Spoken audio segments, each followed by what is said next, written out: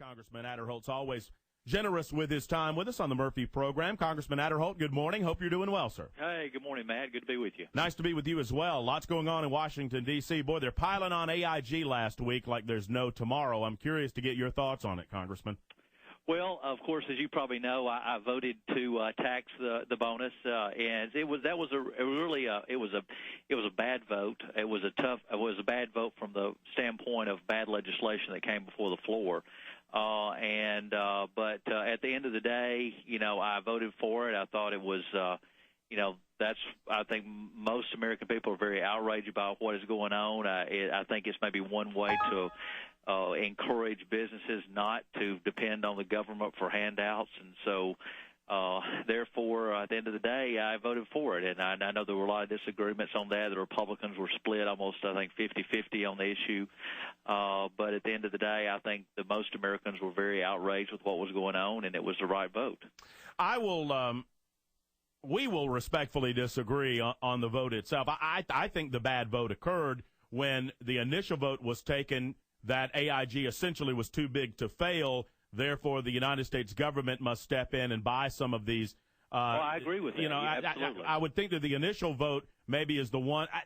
I've looked at it over this past week, Congressman, as misplaced anger. I think the anger should be, well, the onus should be on the federal government to make sure they know what they're buying, right? I mean, and now we're finding out that it was the Obama administration that specifically, what we're told, allowed that to happen. How do you respond to some of these revelations that we're discovering? Well, it's very hypocritical for especially Senator Dodd and a lot of them in the administration, Secretary Geithner, to act as if this was a surprise when the entire time they knew this was included in there.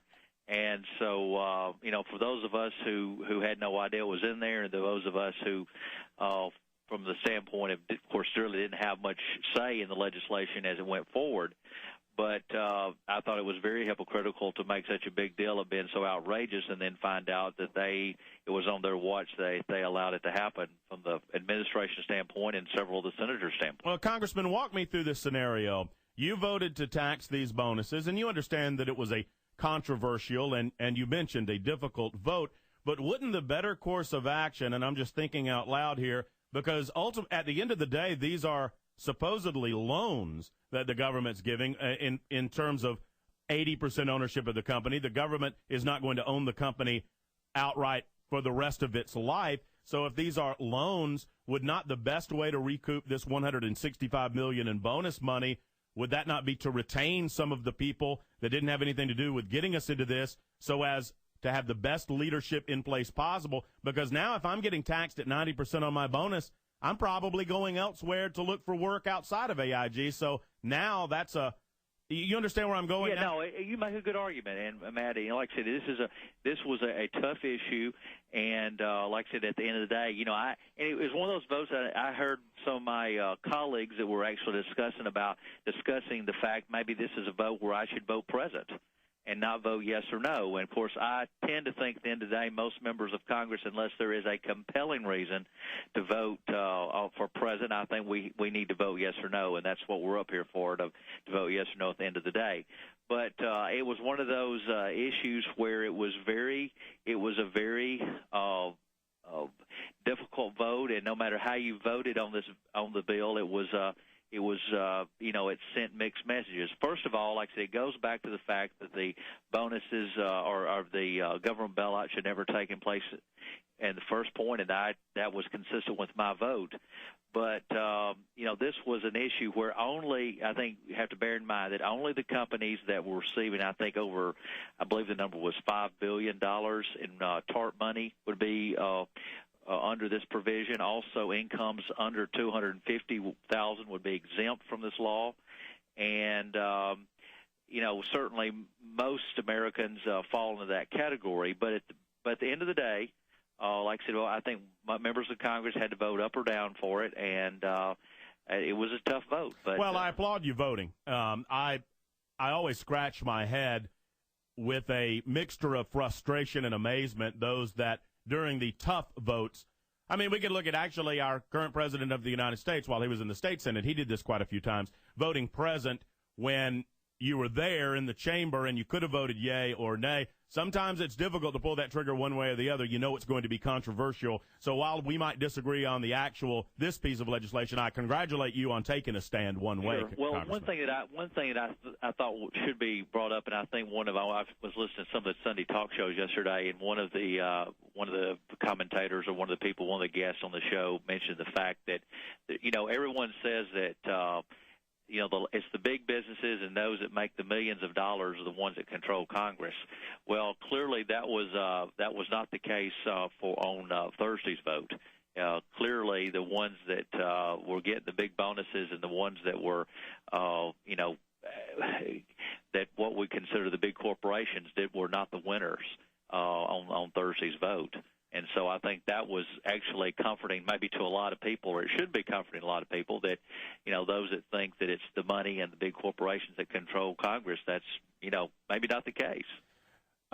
Speaking of the Sunday talk shows, Congressman, we're dealing with this budget as presented by the President of the United States, and that's the next big deal I would expect that you in the Congress will have to face.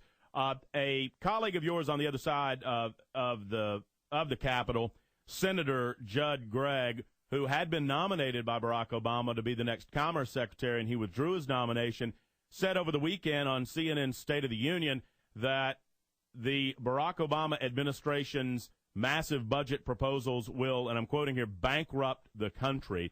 You've had an opportunity to see what this budget proposes, $1.8 billion. I'm sorry, $1 trillion. It's difficult to fathom.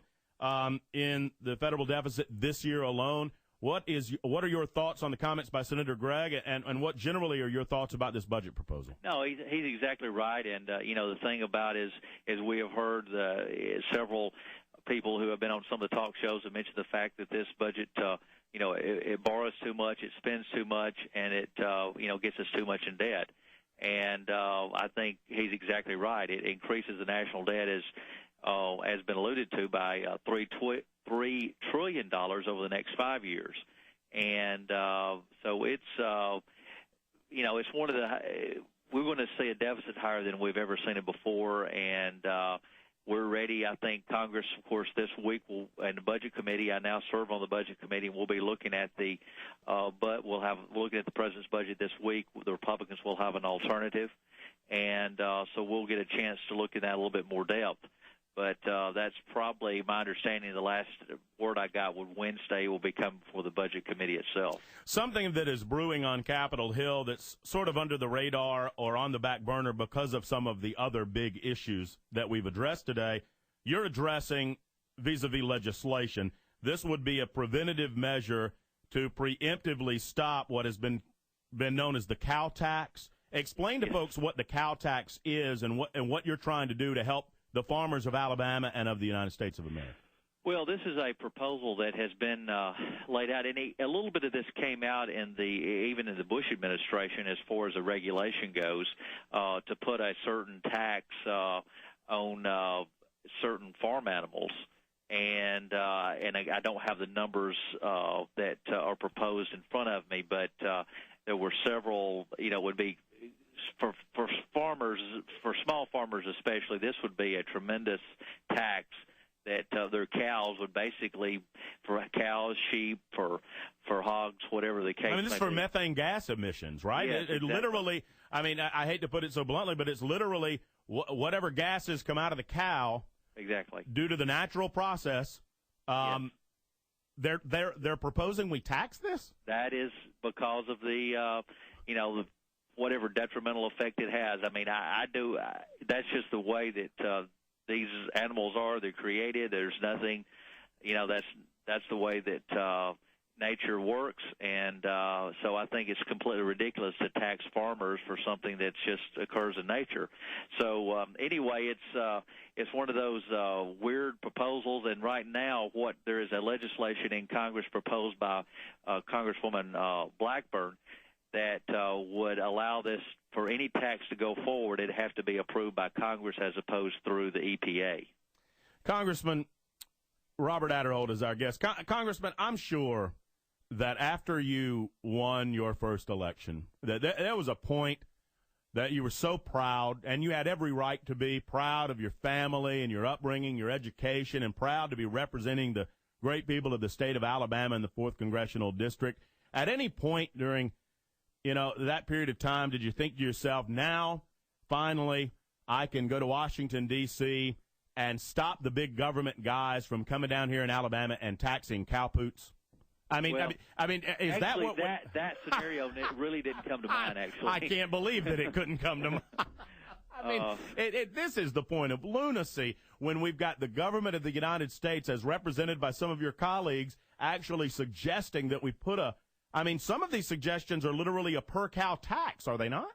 Oh, yeah, absolutely. No, that's the way I understand the regulation will be. It would be so much of a tax on each cow and each sheep or pig or whatever the farm animal we have. And so, but the Alabama farmers were in town this past week, and so that was one of the things they were very concerned about, because they know that this would be potentially something coming down the pike. And it could be we can joke about it, but very expensive for these guys. Keep us updated, Congressman. Time flies when we have you on, and as it has this morning. But I appreciate you spending some time with us, and do call again. Let's talk again as the legislative session goes on. Thank you, Matt. It's good to be on your show, and look forward to being with you in the future. Take care. That's Congressman Robert Aderholt.